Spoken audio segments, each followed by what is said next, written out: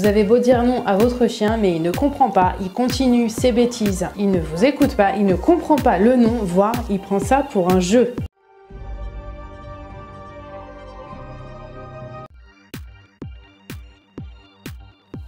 Vous utilisez le non pour poser une interdiction à votre chien. Par exemple, il n'a pas le droit de vous sauter dessus, il n'a pas le droit de mastiquer vos derniers escarpins à la mode.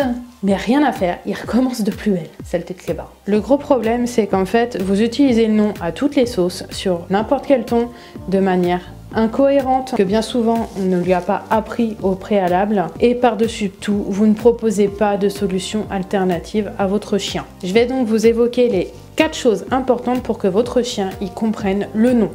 La première chose, c'est le ton sur lequel vous allez employer votre non. Si vous l'utilisez d'une manière un petit peu trop douce, que vous le dites sur la même intonation de quand vous parlez à votre chien au quotidien, par exemple, non, tu ne manges pas mes chaussures. Oh bah non, petit nounou, non, bah non. C'est peut-être évident pour vous qu'il n'a pas le droit de manger les chaussures, mais pour lui, c'est pas évident et c'est pas de cette manière-là qu'il va comprendre parce que le chien, je le répète, il ne parle pas le français, ni l'allemand, ni le russe. Quand vous dites non à votre chien, comme je dis, ça doit claquer.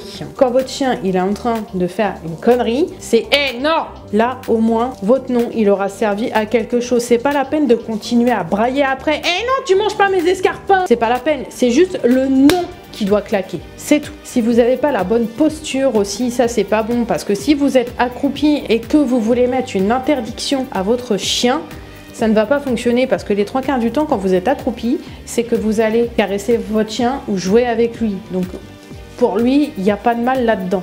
Deuxièmement, vous l'utilisez souvent de manière incohérente. Ouais. Parce que vous allez autoriser, par exemple, votre chien à monter dans le canapé tout seul, sans autorisation, le soir, parce que vous voulez faire un câlin, vous êtes en mode détente devant Netflix.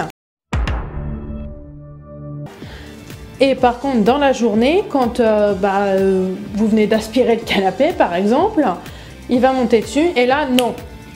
Bah ouais, mais c'est incohérent parce que lui, il sait pas en fait que vous avez fait le ménage. Donc quand vous voulez mettre un non sur quelque chose, c'est soit c'est tout le temps interdit, soit il faut une autorisation pour faire la chose. Donc là, en l'occurrence, pour monter dans le canapé.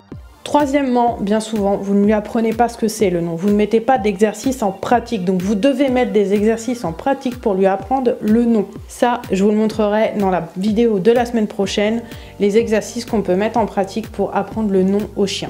Lui proposer une solution alternative, c'est la 4e chose et c'est la plus importante. Quand votre chien il commence à manger un de vos escarpins dernière mode, là comme je disais tout à l'heure, ok, vous lui dites non, mais donnez-lui quelque chose qu'il a le droit de mastiquer et félicitez-le quand il mastique son jouet. Votre chien, vous voulez pas qu'il vous saute dessus?